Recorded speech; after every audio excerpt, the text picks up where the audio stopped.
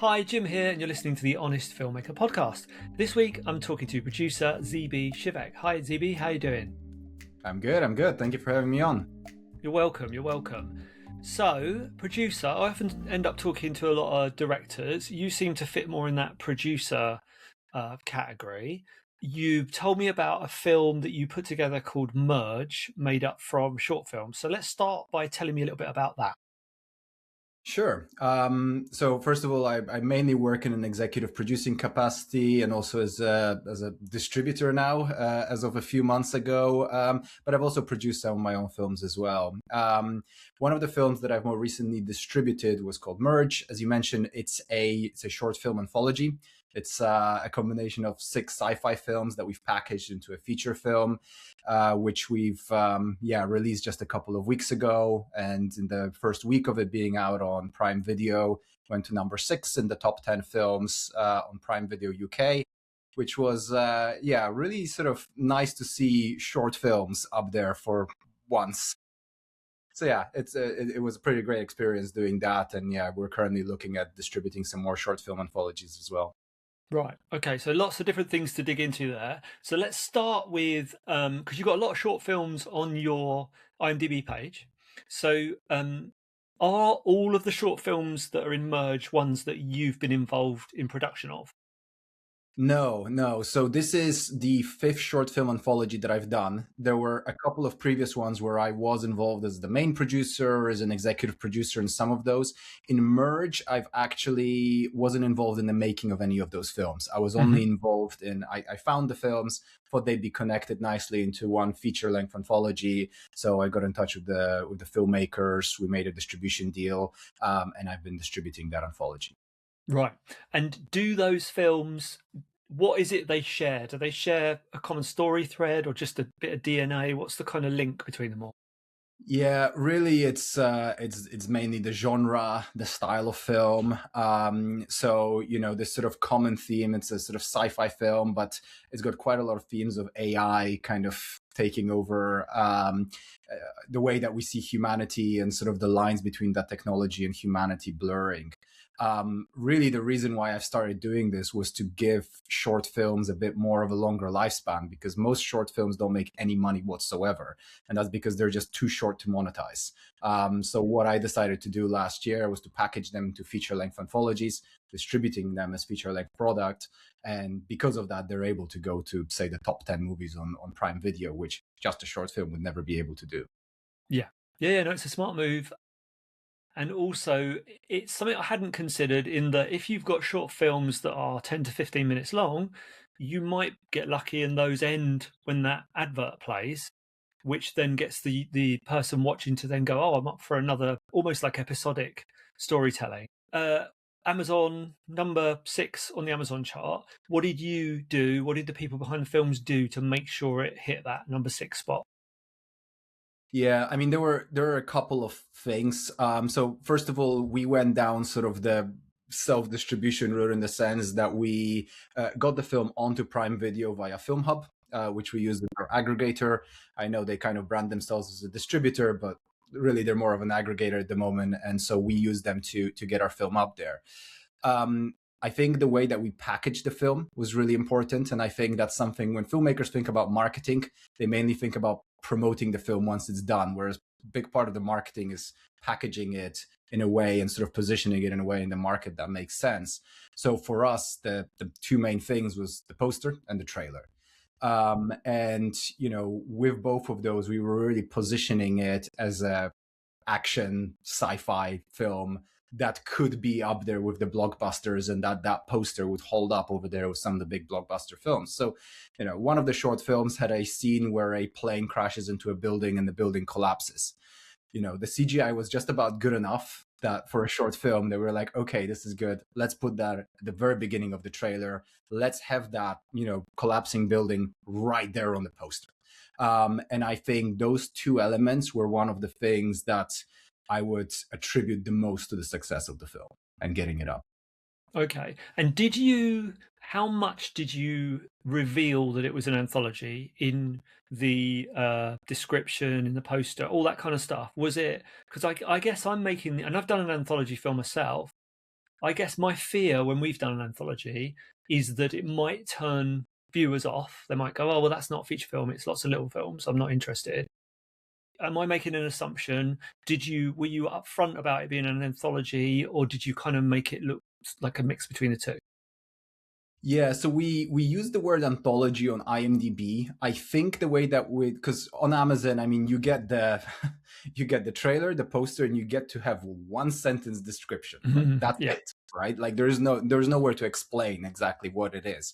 And so I think what we put is that it's 6 stories rather than anthology of 6 short films, because we knew that with the metadata, if we put an anthology of 6 short films, that Amazon will just kill that project right away, right? So in a sense, I do think when filmmakers are branding their films and marketing their films, you have to sell it. You can't just say this is exactly what it is, or else it will never get anywhere. You have to sell it a little bit more. Like you would never go to a job interview and say, yeah, I'll do okay. Some days I might turn up, some days I might do well, some days not. No, on the interview, you're going to say, I'm going to do absolutely great, even if, you're human, right? So we, in that sense over here, we did the same thing. We didn't say this is an anthology of short films because that tends to put viewers off. Instead, we said it's 6 stories. And with that, we got a lot of negative comments, which I think is like an interesting thing to talk about, because the film, from a viewership point of view, was successful. It was actually quite successful in terms of the view through rate. So there was quite a lot of people were watching a large portion of the film on average, which was really good to see as well. But when your low budget indie film makes it up to, the front page of Prime Video, people, we were there beating Aquaman and Interstellar in the top 10 charts, right? People are expecting that. And when they see a low budget anthology, the negative comments come in because, they watch it and they're like, I was expecting £100 million blockbuster. This was not it. So you have to be okay sometimes, I think, as a filmmaker, with the negative comments. Like, your film is not going to be for everyone, but your marketing needs to push it as far as you possibly can.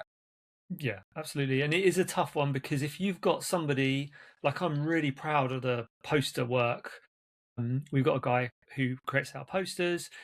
He does really good, high quality posters. But like you say, it is a tricky line you're balancing, because you don't want to oversell the film so that people have this kind of buyer's remorse when they watch it, because they are expecting something big budget. But at the same time, you've got to get them to click on it. So you've got to make it look high quality enough to get that click through so they start watching it. So just going back to, so you're saying trailer and poster, super important. Couldn't agree with you more. Poster, any tips for that? Any thoughts on how that should look and feel? Yeah. So the first thing that I'd say is if you're an indie filmmaker and you're not doing a theatrical release, right? You're mainly going just to streamers. I think we need to stop calling it a poster. It's a thumbnail, right? It's the size of your thumb. It's tiny, right? So the first thing that I would say is, once you've done the poster, I want you to download the image onto your phone, make it like 1/4 of your phone screen, and then put your arm kind of straight out in front of you with the phone, and then see the poster, because that's the size that people will see it. Like, that's the first thing. When you see that, you will realize that any words and other than the title of the film are not going to be visible. Therefore, you should not put that. As a matter of fact, if you're putting your film up on FilmHub or an aggregator like that, they will take out any text other than the title of the film, because they know that decreases the conversion. So that's the first thing. Keep it simple, that only text should be the title of the film. The image on the poster should also be very simple. Don't have like a collage of all the different faces like you see on the, back in the days when like Lord of the Rings was coming out and you had the 12 different characters and so on. It's like, yes, you can do that if you're making the Avengers, but if you don't have 12, massive A-listers, you don't need that. You just need one strong image.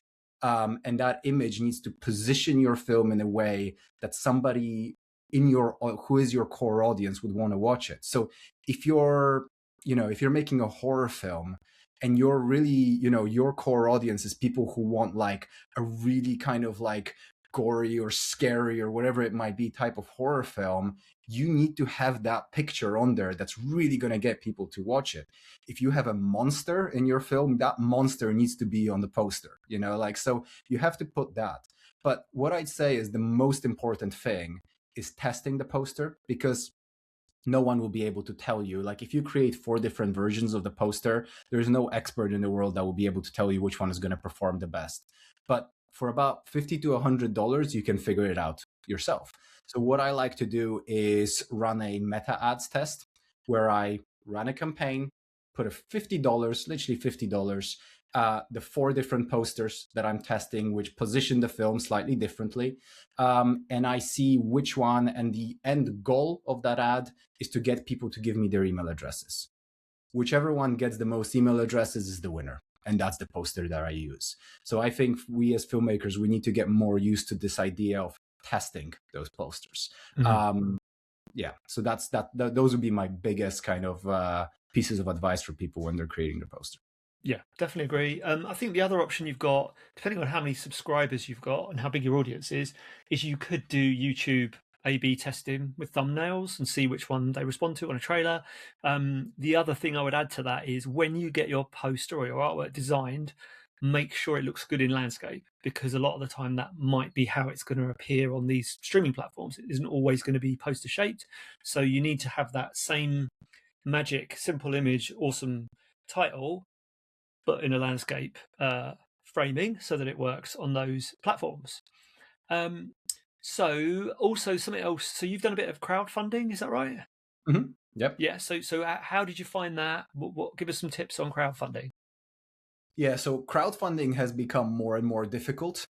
So I did one crowdfunding campaign in 2016 where we raised just over £10,000.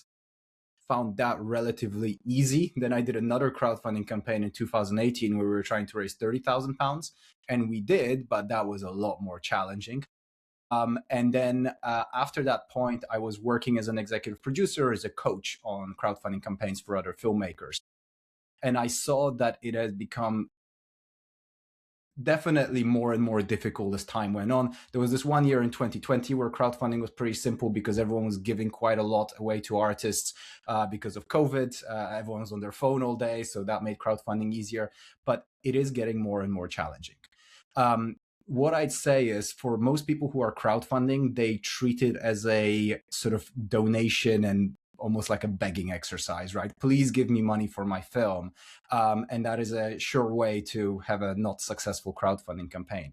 So instead, I think filmmakers can flip that to really think about how they can add more value to people who are backing their crowdfunding campaign. One very simple kind of like to illustrate how that actually works in practice, an example. The majority of filmmakers out there, their first reward for the crowdfunding campaign for £10 is a social media shout out, right? You will get tagged in a post where, for all the backers from that day. Nobody wants that. Like, nobody wants to be tagged in some random Facebook post, right?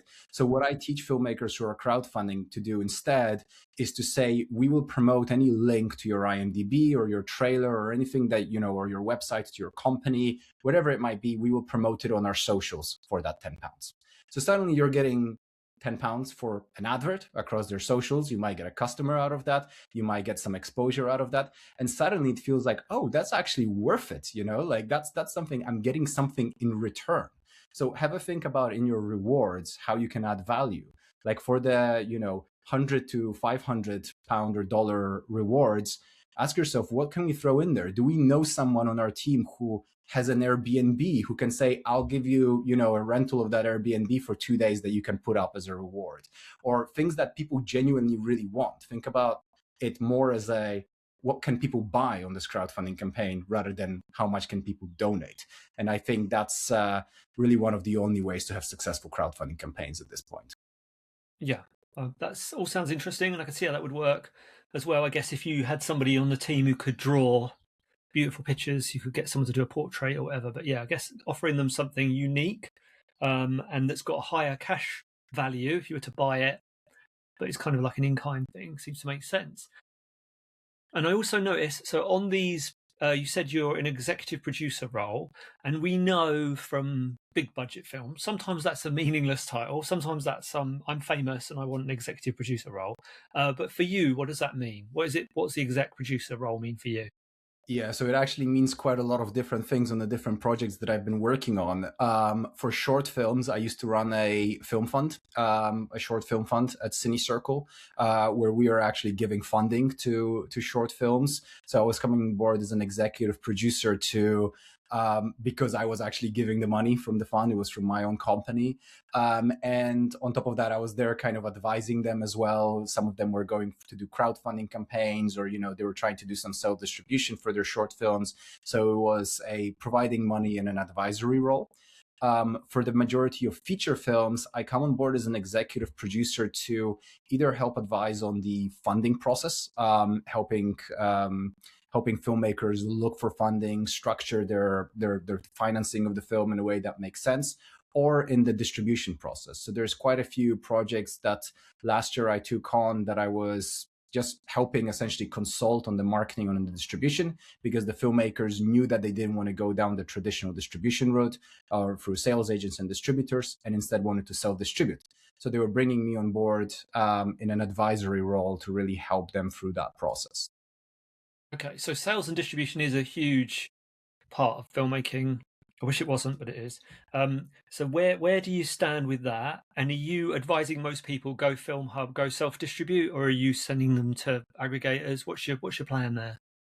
Yeah, so I always think that if you can get a good traditional distributor deal, that is going to be better. But there are, very, very few of those left. The majority of distributors out there will give you a deal that, whether you realize it or not, means that you most likely won't make any money, right? Even if your film does really well. The reason why I tell filmmakers, if you can get a good distribution deal, to go down the traditional distributor route, is because they just have an unfair advantage over in the filmmakers. Because they have direct relationships with the streaming platforms, they tend to have the premium shelf space on Amazon Prime and on Tubi and on all the other platforms. So if you go via Film Hub, you really, really need to do well just to kind of get onto the level of some of those distributors that they just, it's a given for them, right? I looked recently at the top 100 indie films on Tubi. It was specifically horror films. And out of the top 100 films on Tubi by popularity from the last 2 years, 95 out of the 100 had a traditional distributor, right? Right. They just get, and it's not that they were doing any more marketing, because they don't do marketing. It's not that they had better films or a better cast or anything like that. The only difference was that there was a traditional distributor on board, which means that they got the premium shelf space in the algorithm. But that said, that's meaningless if you have a marketing cap of $25,000 and your film makes $25,000. You will not see any of that, which is why I think the more viable option for the majority of filmmakers out there is self-distribution if they're making, ultra low budget features. Yeah, definitely. And so you mentioned Cine Circle a moment ago. Tell me, what is that? What's that become now then? Yeah, so Cine Circle has been around for 8 years. It started off as just a monthly networking event. Actually, the first ever Cine Circle event was the premiere of a short film, the one that I crowdfunded the 30K for. And it sort of grew from there into a filmmaker events company. Then around COVID, we pivoted to an online events company only for those 2 years.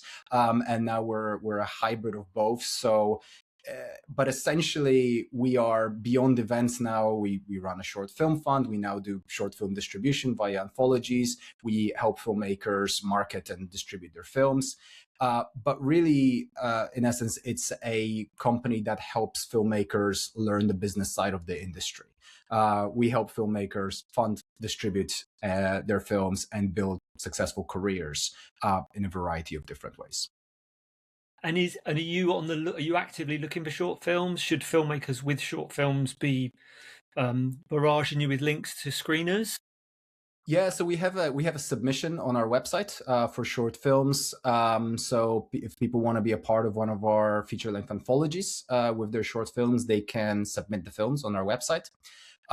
We are most likely going to be releasing or picking the next couple of short film anthologies and the short films for those in the next sort of 2 to 3 months. We're currently got a couple in the sort of backlog, which we're trying to release before we pick more. But yeah, we're always looking for short films now for these anthologies. Right. Well, you're going to get a few from this, I imagine. But the question all the short film makers are going to ask is, how is that deal with you and the streaming structured? Yeah. So the deal between me and the short filmmakers is pretty simple. So we take a 20% cut of the sales that we make.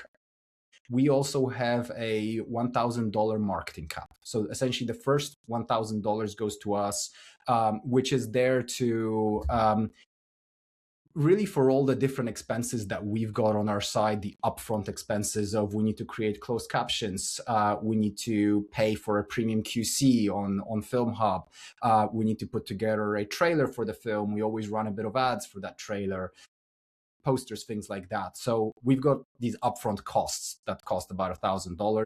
Actually, it probably cost more, but we've capped it at $1,000. After that, we take a 20% cut, and the rest of the 80% is split evenly among the films. So whether your film is 6 minutes or 16 minutes, whether your film might subjectively be better or worse than other ones, all the filmmakers get paid the exact same amount after that for having their film in the anthology. Interesting. Right. Okay.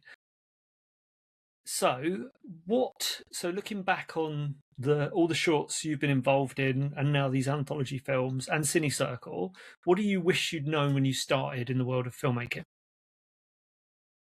Yeah, I mean, I wish I'd known how to make money from the film once it's done, because I think this is the last part. So it's like, once that film is done, how do you make money from that short film or from that feature film or from that series, whatever it is?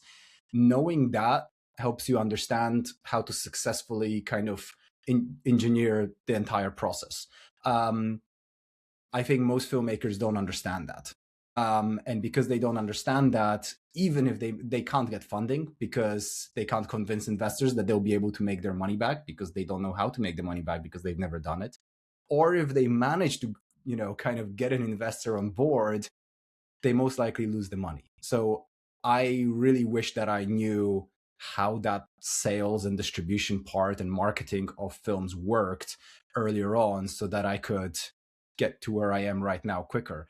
And it's not that I've got all the answers, but at least I know the process so that the film stands a chance. Because for most filmmakers, I sort of come on board at a point where the film is finished and I already know there's absolutely no way they'll make their money back. I can help them make as much money as possible, but they've already made the mistakes in the earlier stages, which means that it's not commercially viable. So yeah.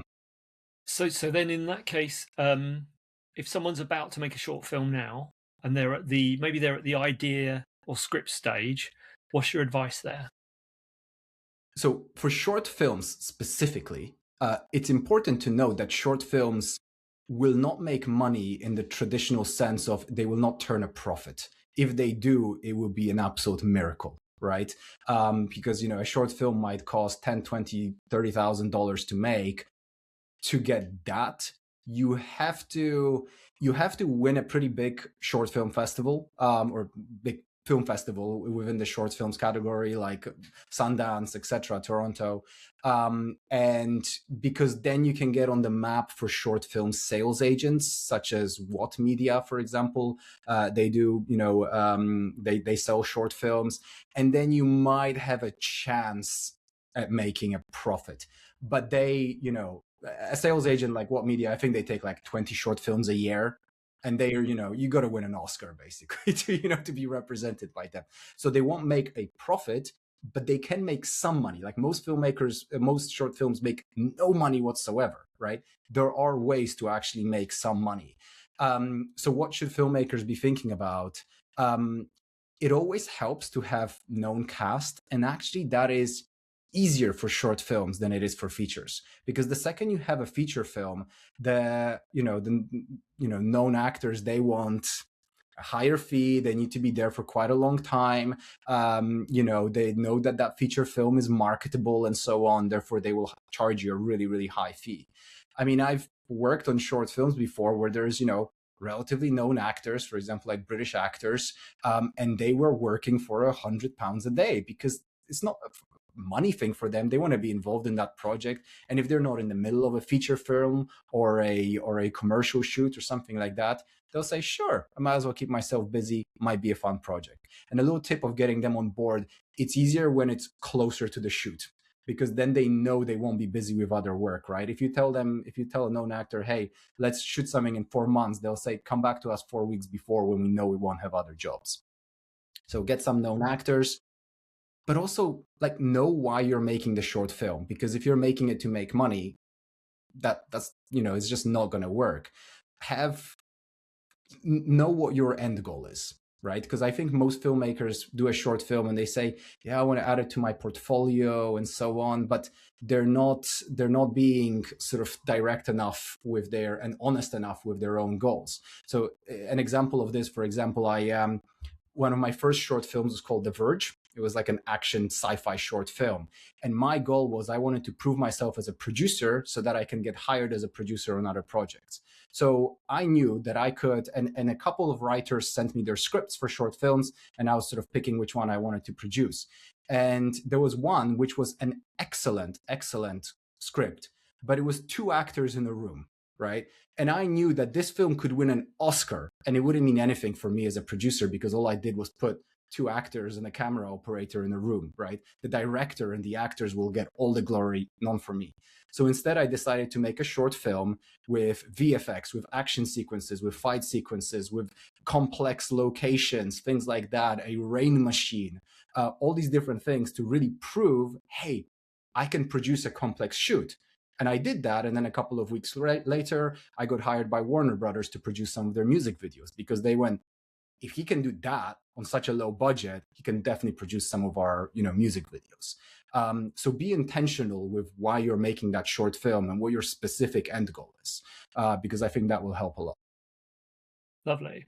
And then what about, so you talked about the beginning of that process. What about, from experience, is there anything you'd suggest during production and post-production on a short? Yeah. By the way, my main experience is in marketing. It's in distribution. I actually had a career in marketing outside of the film industry for 5 or 6 years as well. So I always look at that, because I think a lot of filmmakers, they can find the information on how to make a decent short film, whether they action that information or not, is another thing. But I think there's a lot of information out there. But I think you've got to, while you're in the shooting process, you've got to be thinking about the marketing as well. And as a director, as a producer, you're not going to have time for it, because you're going to be running like a headless chicken in the chaos that is making a short film. So bring somebody on board who can be there on set, taking photos, taking videos, and doing, all of this content that you can then use for the next year when you're doing a marketing campaign on social media. Like, I think that's so crucial. Have a think about creating, taking high-res images of your actors in their costumes and so on, so that you can use that for the poster images. Like, have a think about marketing ahead of the shoot and who's going to be in charge of that, because you're not going to have the time. You're going to forget, the shoot is going to be done, and you're going to realize, I did not take a single video on my phone while being on set, aside from like one selfie. So I think that would be my biggest kind of piece of advice in the sort of production part. In terms of post-production, it's the same thing. Like, always keep marketing in mind, really.